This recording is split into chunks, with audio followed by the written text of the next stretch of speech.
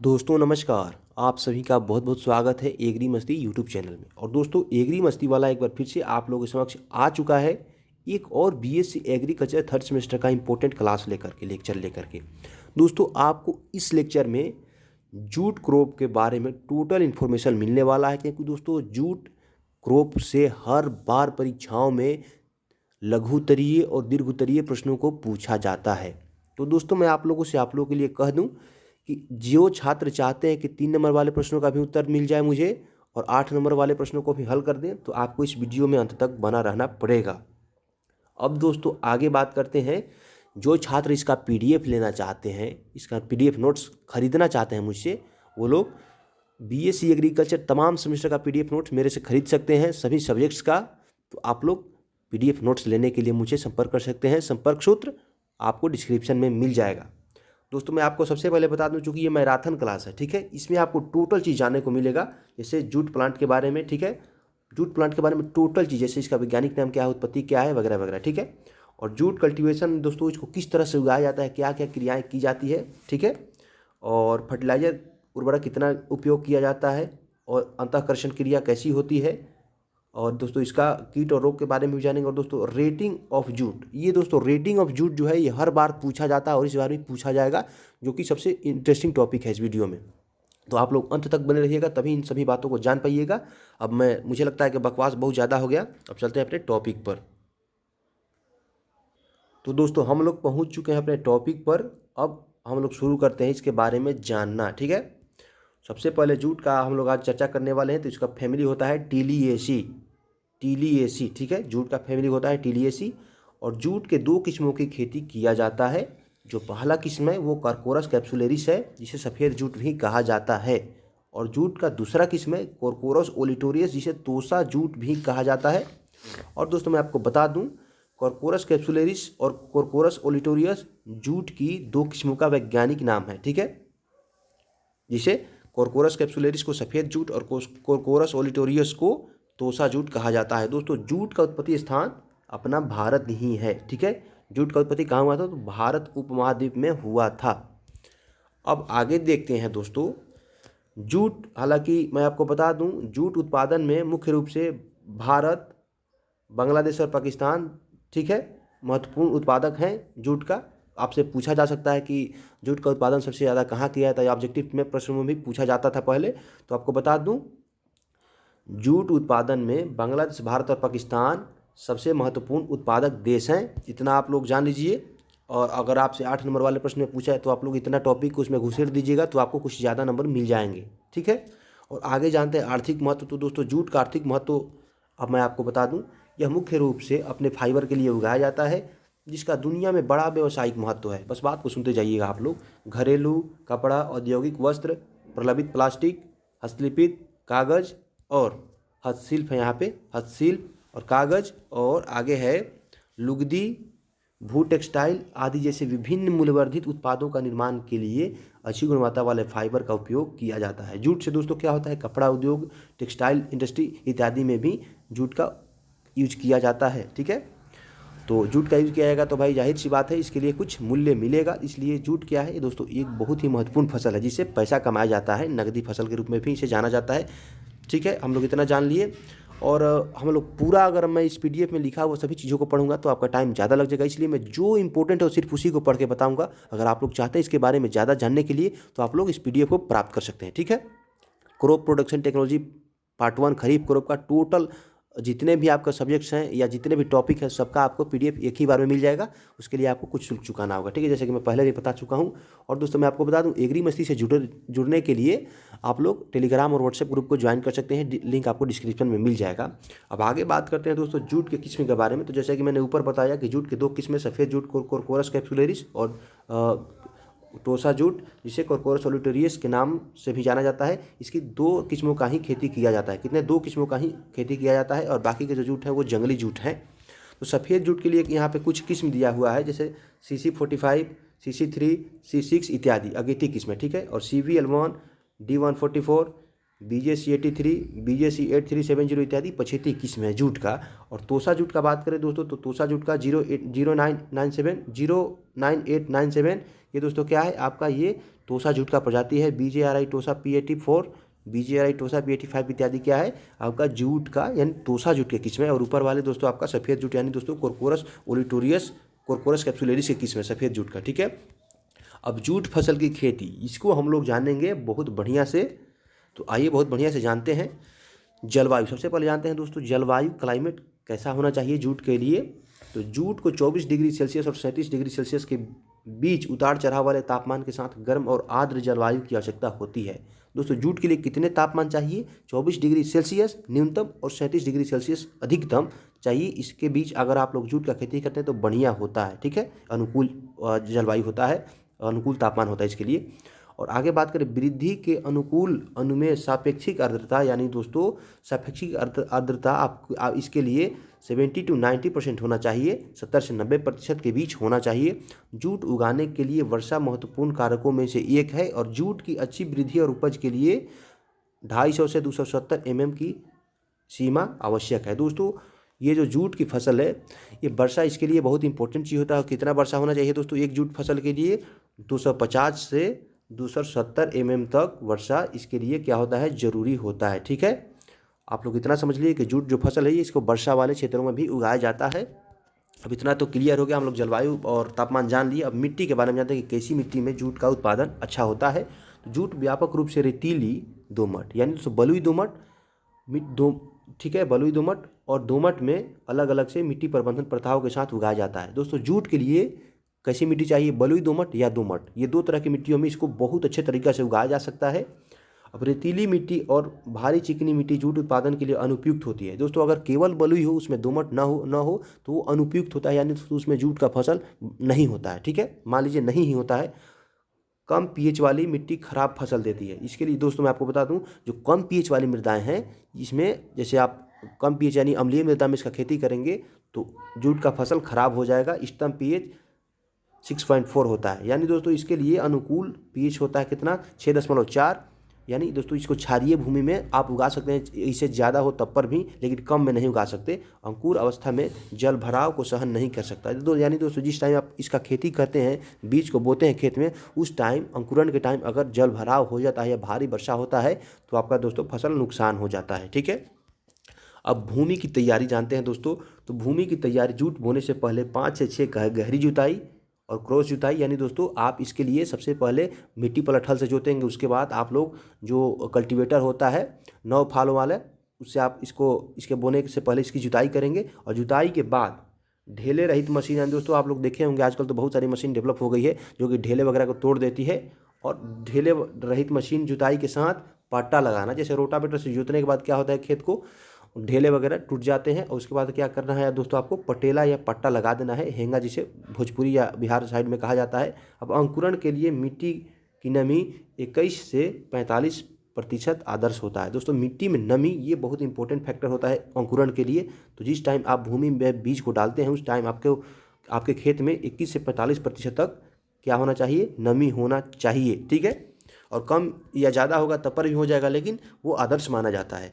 अब बीज दर का बात करें दोस्तों तो बीज दर यानी सीड रेट क्या होता है। तो अगर दोस्तों प्रसारण विधि यानी दोस्तों अगर आप इसे ब्रॉडकास्टिंग मेथड यानी छिड़कावा विधि से बोते हैं जूट को तो करकोरस कैप्सुलेरिस यानी सफ़ेद जूट के लिए 7 से 8 किलोग्राम बीज प्रति हेक्टेयर के हिसाब से आपको छिड़कना पड़ेगा, ठीक है।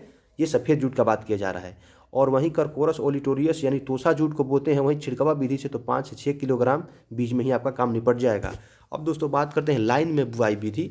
अगर दोस्तों आप इसको पंक्ति में बोते हैं तो सफ़ेद जूट के लिए आपको 5 से 6 किलोग्राम बीजों की आवश्यकता होगी और तोसा जूट के लिए 3 से 4 किलोग्राम बीजों की आवश्यकता होगी प्रति हेक्टेयर के हिसाब से, ठीक है। यानी दोस्तों प्रति हेक्टेयर के हिसाब से सफ़ेद जूट के लिए 5 से 6 और तोसा जूट के लिए 3 से 4 किलोग्राम प्रति हेक्टेयर के हिसाब से बीज की आवश्यकता होती है। अब बात करते हैं बीज उपचार यानी दोस्तों सीड ट्रीटमेंट। तो जूट के सभी कवक बीज जनित रोगों से नियंत्रित करने के लिए वीटावैक्स। दोस्तों जूट जो होता है आप चाहते हैं कि जूट के फसल में कोई भी कवक जनित रोग न लगे तो आप लोग उसके लिए वीटावैक्स नाम का केमिकल आता है, फंजीसाइड आता है, जिसको आप 200 यानी 0.4% यानी 1 किलो बीज के लिए 4 ग्राम वीटावैक्स 200 या प्रोवैक्स 200 बीज की बुआई से पहले या बीज के संरक्षण के साथ बीज का उपचार बहुत उपयोगी होता है दोस्तों। ये केमिकल का नाम है बीटावेक्स 200। अगर आप इस केमिकल से, इस फंजीसाइड से 1 किलोग्राम बीज में 4 ग्राम बीटावेक्स नामक जो केमिकल है या प्रोवेक्स नामक जो केमिकल है इसको डालते हैं, इसको बीज उपचारित करते हैं, तो आपका जो फसल है जूट का फसल, ये कवक जनित बीमारियों से बच जाएगा। ठीक है। और आगे बात करते हैं बुआई का समय। दोस्तों बुआई का समय क्या होता है सफ़ेद जूट के लिए? लास्ट फरवरी से अप्रैल तक। सोच लीजिए, लास्ट फरवरी से अप्रैल तक सफ़ेद जूट का बुआई आप कर सकते हैं। और वहीं बात करें तोसा जूट का, तो दोस्तों तोसा जूट का बुआई आप 15 मार्च से अप्रैल तक कर सकते हैं। कब तक? 15 मार्च से अप्रैल तक कर सकते हैं। ठीक है। और अंतरण, यानी दोस्तों अंतरण क्या होता है? जैसे पंक्ति से पंक्ति की दूरी और पौधों से पौधों की दूरी, तो अब मैं आपको बता दूं, लाइन टू लाइन 30 सेंटीमीटर होना चाहिए। किसके लिए? कैप्सुलरिस यानी सफ़ेद जूट के लिए। अगर आप सफ़ेद जूट बोते हैं तो लाइन से लाइन की दूरी 30 सेंटीमीटर होना चाहिए। जैसे एक इधर आप ऐसे बोते चले गए तो ये हो गया आपका दूसरा लाइन, तो लाइन से लाइन की दूरी, ये जो दूरी है ये 30 सेंटीमीटर होना चाहिए सफ़ेद जूट के लिए, और 27 सेंटीमीटर होना चाहिए आपका तोसा जूट यानी ओलिटोरियस के लिए। ठीक है। अब पौधों से पौधों की दूरी की बात करें, जैसे आपने ये 2 पंक्ति लगाई है, तो ये जो पौधों से पौधों के बीच की दूरी है ये आपका 57 सेंटीमीटर होना चाहिए दोनों में, सफ़ेद और तोसा दोनों में। ठीक है। और आगे बढ़ते हैं, जूट की फसल का उर्वरक, जूट की फसल में यहाँ होगा। ठीक है। जूट की फसल में उर्वरक अनुपयोग, यानी दोस्तों अब बात करते हैं जूट की फसल में उर्वरकों का मात्रा कितना होना चाहिए। तो अब चलिए आगे जान लेते हैं। तो सबसे पहले बात करते हैं यहाँ पे यूरिया का, जो कि नाइट्रोजन हम लोग को देता है। तो यूरिया का बात करें तो 100 से 80 किलोग्राम किसके लिए दोस्तों? कैप्सुलरिस के लिए, सफ़ेद जूट के लिए 100 से 80 किलोग्राम नाइट्रोजन आपको देना होगा। वहीं दोस्तों आप ओलिटोरियस यानी तोसा जूट उगाते हैं तो मात्र 20 से 60 केजी यूरिया देंगे, तब पर भी आपका काम निपट जाएगा। ठीक है। यूरिया नहीं दोस्तों, यहाँ पे यूरिया नाइट्रोजन होगा मोस्टली, यहाँ पे फाइनली नाइट्रोजन होगा, लेकिन यहाँ पे इसको यूरिया लिख दिया गया है। यहाँ पे केवल नाइट्रोजन का बात किया जा रहा है, क्योंकि यूरिया में तो सिर्फ 40% ही नाइट्रोजन होता है। तो आप 80 से 100 किलोग्राम देंगे तो नाइट्रोजन बहुत, इसके समझिए आधा हो जाएगा, तो यहाँ पर नाइट्रोजन होगा। ठीक है। तो नाइट्रोजन का बात करें तो 80 से 100 किलोग्राम सफ़ेद जूट के लिए, और वही तोसा जूट के लिए 20 से 60 किलोग्राम ही नाइट्रोजन की आवश्यकता होती है। और डीएपी का बात करें दोस्तों, यानी दोस्तों यहाँ पे DAP di ammonia phosphate phosphoric उर्वरकों का, तो इसमें 40 से 50 किलोग्राम आप डीएपी का यूज करते हैं तो ये सफ़ेद जूट आपका बढ़िया हो जाएगा। और वहीं 15 से 30 किलोग्राम ओलिटोरियस के लिए यूज कर सकते हैं। और एमओपी म्यूरेट ऑफ पोटास के लिए दोस्तों बात करें तो दोस्तों ये पोटेशिक उर्वरक है, जिसमें आपको 60 से 80 किलोग्राम ओलिटोरियस के लिए देना है, कैप्सुलरिस के लिए देना है, और 22 से 50 ओलिटोरियस के लिए देना है। दोस्तों आगे बहुत इंटरेस्टिंग बातें आपको जानने को मिलेगा, इसलिए वीडियो को छोड़कर मत जाइएगा, वरना आपके साथ तो धोखा हो ही जाएगा। क्योंकि दोस्तों इस बार पेपर लिखित होने वाले हैं और आप लोगों को तब पता चलेगा जब रिजल्ट आएगा। ठीक है। क्योंकि हम लोग देख चुके हैं, हम लोग का अनुभव यही है कि जब रिजल्ट आता है तो बहुत लड़के रोने लगते हैं, और सिंपल सी बात है, जो पढ़ेगा नहीं तो रोएगा ही। इसलिए वीडियो पे पहुंच गए हैं तो वीडियो को अंत तक जरूर देखिएगा, और ये व्हाट्सएप ग्रुप और टेलीग्राम ग्रुप ज्वाइन कर लेंगे तो आपको बहुत समझिए कि आसान हो जाएगा। जो भी नोटिफिकेशन होगा एग्जाम वगैरह संबंधित और नोट्स वगैरह भी उसमें कुछ आपको फ्री में मिल जाएगा। ठीक है। इसलिए आप लोग उसको ज्वाइन कर लीजिएगा। और आगे बात करते हैं इंटरकल्चर है दोस्तों, अंतःकर्षण क्रिया के बारे में। तो दोस्तों जूट में अंतःकर्षण क्रिया, निराई गुड़ाई और मल्चिंग। निराई एक ऐसा ऑपरेशन है जो फसल की उपज को बढ़ा सकता है। दोस्तों निराई गुड़ाई और मल्चिंग क्या है दोस्तों? ये इंटरकल्चर के अंतर्गत आता है। और निराई गुड़ाई करने पर तो भाई जाहिर सी बात है आपकी फसल का गुणवत्ता अच्छा होता है। अब आगे बात करते हैं बुआई के 10 से 15 दिन, ये इंटरकल्चर की बात कर रहे हैं। तो दोस्तों बुआई के 10-15 दिनों के बाद निराई गुड़ाई और साथ ही विरलन करना चाहिए। विरलन मतलब होता है दोस्तों, आप लोग निराई गुड़ाई का मतलब समझते होंगे, लेकिन विरलन मतलब होता है जैसे आपने खेत में किसी फसल को बो दिया और वो आवश्यकता से ज़्यादा अंकुरित हो गया और ज़्यादा खेत में फसल हो गए, तो आप लोग उसको छांटते हैं या कुछ उखाड़ कर फेंक देते हैं या फिर पशु को खिलाते हैं, उसे दोस्तों विरलीकरण कहा जाता है। ठीक है। 10 से 15 दिनों बाद आपको निराई गुड़ाई करना है, सुहाई गुड़ाई, उसके बाद आपको विरलीकरण भी कर देना है अगर ज़्यादा हो तो। और बात करें 25 से 30 दिनों के बाद दूसरी निराई और मल्चिंग और एक साथ विरलन किया जा सकता है। और दोस्तों मल्चिंग क्या होता है? मल्चिंग दोस्तों होता है जिसमें ज़मीन को ढक दिया जाता है। जैसे इसको ढकने के लिए प्लास्टिक का यूज़ किया जाता है और खरपतवार का अवशेषों का भी यूज़ किया जाता है, जिससे नमी का ह्रास नहीं होता है, और साथ ही साथ क्या होता है दोस्तों, खरपतवार वगैरह भी नहीं उगते हैं। तो आप 25 से 30 दिनों के बाद मल्चिंग कर सकते हैं, और साथ ही इसकी छंटाई भी कर सकते हैं। अगर ज़्यादा पौधा हो तो आप लोग इसको उखाड़ के फेंक सकते हैं, या निराई गुड़ाई भी आप कर सकते हैं। 25 से 30 दिनों बाद भी आपको निराई गुड़ाई करना पड़ेगा, एक 15 दिनों बाद और एक 25 से 30 दिनों बाद। अब बात करते हैं सिंचाई का। तो दोस्तों सिंचाई के बात करें तो सिंचाई जूट वर्षा ऋतु का एक फसल है। जूट क्या है दोस्तों? सिंचाई जूट वर्षा की फसल है। सिंचाई की कोई ज़रूरत नहीं होती, चूँकि मैं आपको फर्स्ट में बताया कि जूट क्या होता है दोस्तों, ये वर्षा वाला फसल है। और वर्षा में भाई जाहिर सी बात है, वर्षा में अगर आप लोग कोई फसल बोते हैं, आपके यहाँ अच्छी बारिश होती है तो आप सिंचाई की क्यों करेंगे, ठीक है। और आगे बात करते हैं, यदि बीज बोने के बाद या बीज बोने से पहले खेत में पर्याप्त नमी न हो तो उचित अंकुरण के लिए हल्की सिंचाई करें, ठीक है। आप बीज बुआई से पहले या बीज बुआई के बाद बस इतना ही सिंचाई करिए ताकि आपका बीज अंकुरित हो जाए, ठीक है। और आगे है, बाद में इस फसल की सिंचाई तब की जाती है जब पौधे 10 से 12 सेंटीमीटर लंबे या 3-4 पत्तियां बन जाती है तब। अगर इस टाइम बारिश नहीं होती है 10 से 15 सेंटीमीटर का पौधा होने के बाद, तो आप इसका सिंचाई कर दीजिएगा, वरना आपका फसल पे बुरा प्रभाव पड़ सकता है। और दोस्तों जूट फसल के कीट एवं रोग ये बहुत इंपॉर्टेंट है। अगर आपसे पूछ देगा कि जूट फसल में लगने वाले कीटों के बारे में चर्चा करें, इसके रोकथाम बताएं, तो आप क्या करिएगा? अगर आप लोग इस वीडियो को यहाँ तक नहीं देखिएगा तो फंस जाइएगा और बोलिएगा कि उस वीडियो में था लेकिन हम नहीं देखे इसलिए फंस गए। तो अब फंसने वाली बात, पछताने वाली बात नहीं है। अब टोटल देखिए, ठीक है, क्योंकि मैं जानता हूँ कि आप लोगों को इसी क्लास का कहीं पैसा देना पड़ रहा है, इसके पीडीएफ के लिए कुछ ज़्यादा शुल्क चुकाना पड़ रहा है, और यहाँ पे आपको बहुत सस्ता या फिर समझिए कि फ्री में ही आपको टोटल लेक्चर मिल जा रहा है। तो लेक्चर को कम से कम देख लिया कीजिए, ठीक है। तो बात करते हैं आगे कीट के बारे में। तो दोस्तों जो जूट का कीट होता है, आपको बता दूं, जूट रोमिल कैटरपिलर, ये दोस्तों क्या होता है, एक कीट होता है जिसके आप देख सकते हैं, इसके पूरे शरीर पर रुएं जैसा स्ट्रक्चर होता है, समझिए रुआ ही होता है, ठीक है। तो जूट रोमिल caterpillar, jute semilooper, jute apion, jute red mite, jute white mite, field cricketer यानी दोस्तों झिंगुर भी जिसे कहा जाता है, और cutworm, black hairy caterpillar jute क्षेत्र में महत्वपूर्ण कीट है। अब आगे बात करते हैं नियंत्रण के। भाई कीट तो इतने हो गए, उसका नियंत्रण कैसे करेंगे? तो बालों वाले कैटरपिलर यानी दोस्तों हेयरी कैटरपिलर का नियंत्रण और जूट सेमिलूपर, जूट एपियन के लिए डायजिनोन नामक ये केमिकल आता है। तो आप जूट में लगने वाले अधिकांश जैसे हेयरी कैटरपिलर वालों के लिए डायजिनोन 60 EC के साथ छिड़काव को नियंत्रण करने के लिए किया जाता है। यानी दोस्तों आपके फसल में जैसे ऊपर यहाँ पे कीड़ों का नाम दिया हुआ है, जैसे बालों वाले caterpillar, jute semilooper, jute APN के नियंत्रण के लिए डायजिनोन 60 EC के साथ छिड़काव करें तो आपका फसल इससे बच जाएगा। और वहीं बात करें फील्ड क्रिकेट यानी दोस्तों खेत में लगने वाले झिंगुर और कटवर्म यानी कटुआ के लिए, तो आपको हेप्टाक्लोर नामक एक केमिकल आता है, उसको लगाएं, ठीक है, उसका छिड़काव करें।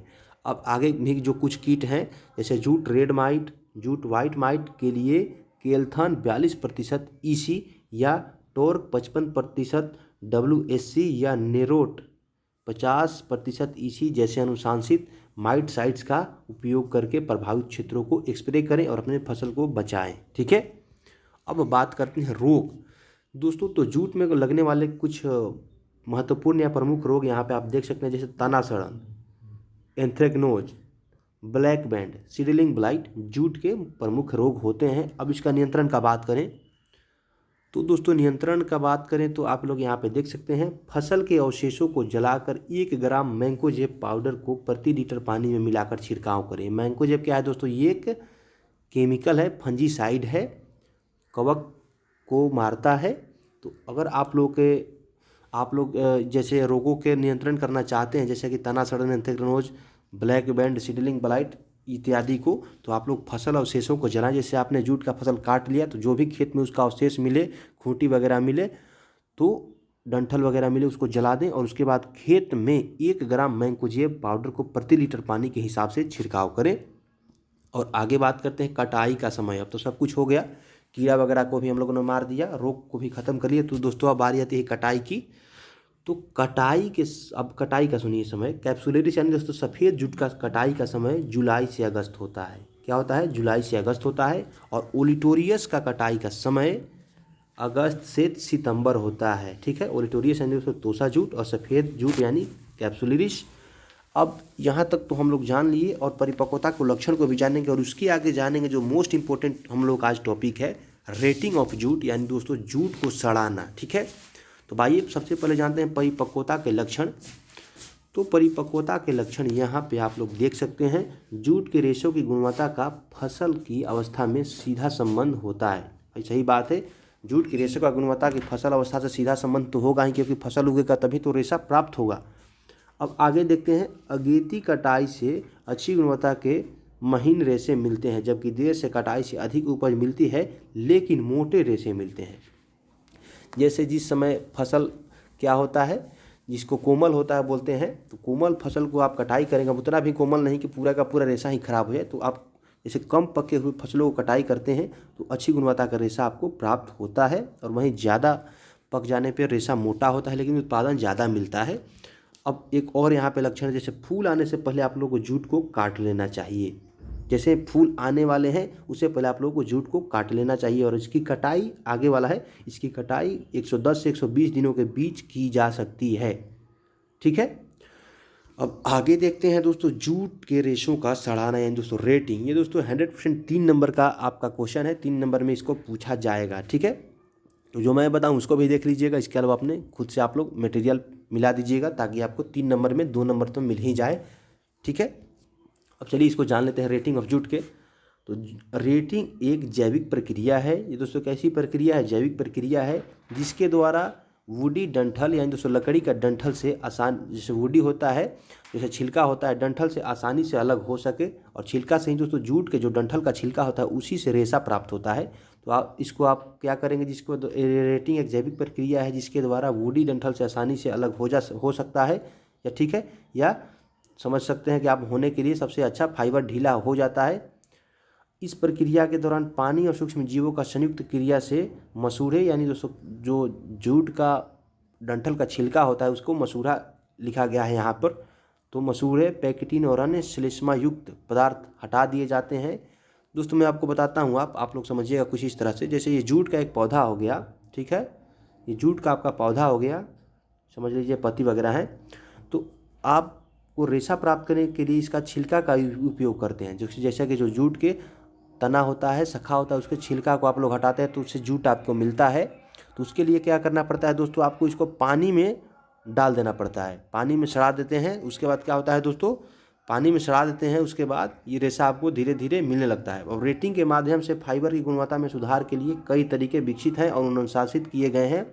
धीरे धीरे बहने वाले के लिए गहरा, साफ और नरम पानी आदर्श होता है। दोस्तों अगर आप लोग जूट से रेशे को अलग करने के लिए धीरे धीरे बहाव के साथ और काफ़ी गहरा और साफ पानी का यूज करते हैं तो आप उसे जो रेशा मिलेगा वो नरम होगा। और आगे बात करें इसके लिए रेटिंग के लिए आवश्यक या इष्टतम तापमान तो 34 डिग्री सेल्सियस है। गड्ढों, टैंक, बिलसाओर या विशाल पानी में भी सड़न के लिए उपयोग किया जाता है। बाद में जूट के गट्ठरों को सड़ाते हुए पानी में रखा जाता है। 2/3 परतों के साथ इस तरह से रखा जाता है कि पानी और रोगाणुओं के आसान आवागमन के लिए पर्याप्त जगह बनी रहे।